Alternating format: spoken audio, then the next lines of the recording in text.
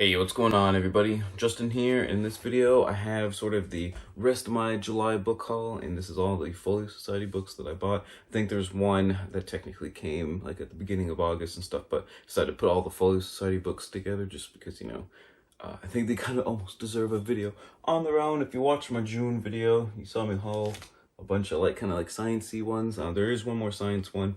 I've got a whole bunch of history ones, a bunch of medieval ones, and yeah, let's just go ahead and get started with that. And the first one up is Eileen Powers's Medieval People, which obviously is a pretty good companion to her Medieval Women that I hauled in the other video. And as you can see, I got kind of like the big front, large manuscript page or something like that, illuminated manuscript page. I think some of them, like I said, have like multiple little ones.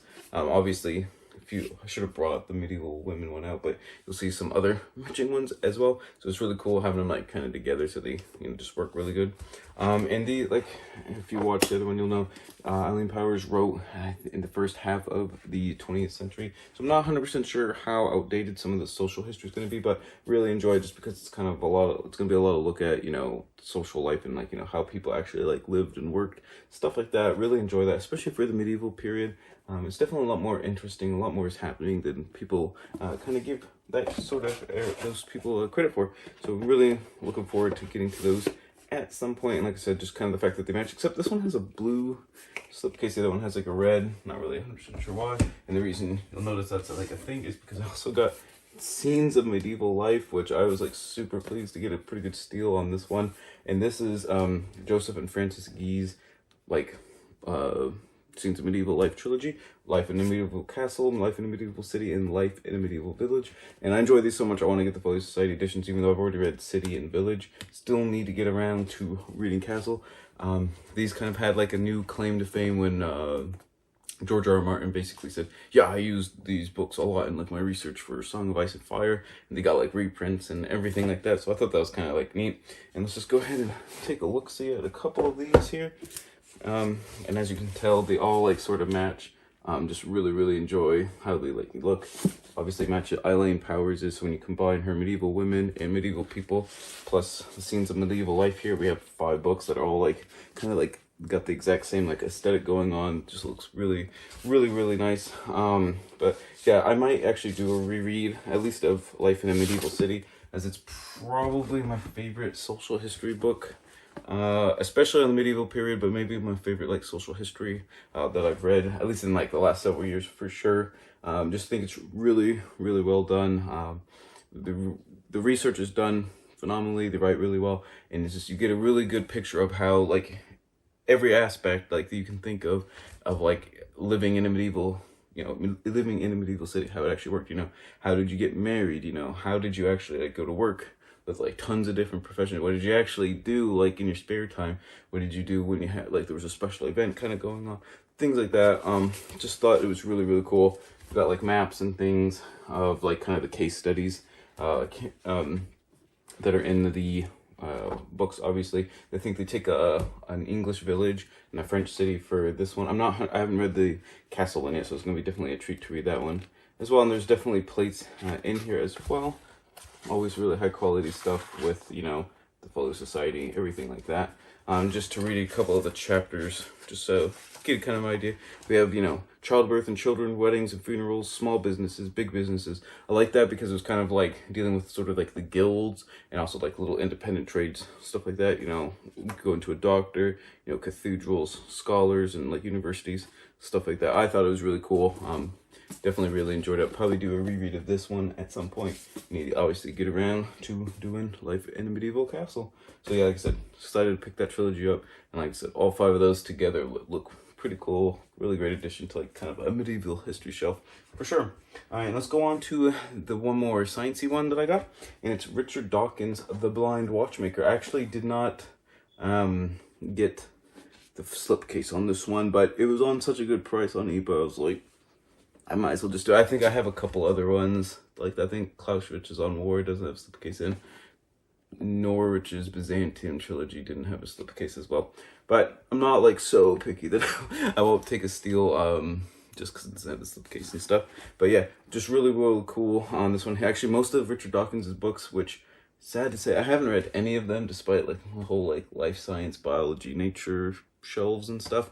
Probably Selfish Gene is his most well-known work, I'd say. Probably Selfish Gene and then Blind Watchmaker, though he does have quite a few more, I think, even in the Folio Society editions and stuff. Like I said, I actually don't know how well written any of his stuff is.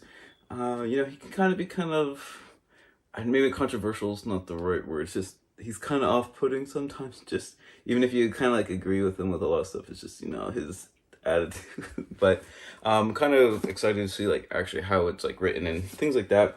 Obviously there's lots and lots of plates in these ones with like diagrams and stuff, which I thought was really cool. So it's kind of like a mix. Some of the Folio Societies don't have like kind of like the in text like diagrams and pictures and things, but it's really excited to see that this one did, and I'll probably be getting around to it at some point. So yeah, hopefully it turns out really good, and if it is, it might be bad because I might have to try and find like the other 4 books that Folio Society has by him. But let's just go on to the very last one, and my favorite one that I actually did show in my history challenge TBR. Definitely check out that announcement. Starts, well, I guess it's today that I'm filming, but probably yesterday by the time I upload this and stuff. But it's a really cool history-based nonfiction readathon taking place from August 16th through the end of the month.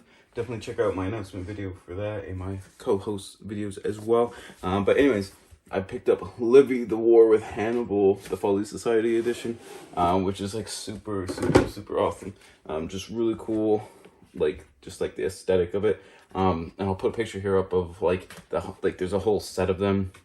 Sort of like the primary sources of ancient history. I'm not really sure what you'd call them, but each one has the different panoply of like kind of like, you know, the army or the soldiers of the time, like what their panoply of armor would look like. I think if I remember correctly, there's Herodotus's histories, Thucydides' Peloponnesian War, Livy's like early history of Rome, the war with Hannibal, Caesar's Gallic War, I'm assuming, and Tacitus' Annals of Imperial Rome. But all together, if you had like all 6, would like look super swag like on a bookshelf and stuff. So these ones, I found this one on a super steal because there was like one water stained page and it was like super discounted, and I was like, yes, I definitely have to like pick this one up for sure. I've actually never really read Livy straight through. I've read a lot of like kind of excerpts and like fragments and things like that, but never just like as a book, as I, you know, can't put it back in the slipcase in front of the camera for some reason. But anyways, like I said, kind of excited to actually read it. I have a whole like Punic War history book, but I definitely prefer Polybius's account to Livy's. That's probably why I've just never read like Livy straight through. Can't remember if the kind of the War with Hannibal episode is, I think, books 20 to 30. They're either 10 to 20 or like 20 to, I think it's 20 to 30. Could have just like opened the book, but you know.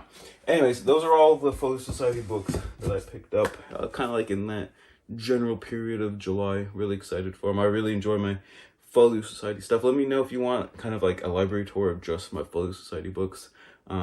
I'd probably be willing to do that. I keep saying I'm going to do a library tour and I just never get to it. But, you know, if I just do like the 30 or 40 Folio Society books, that's not quite as intimidating, I guess.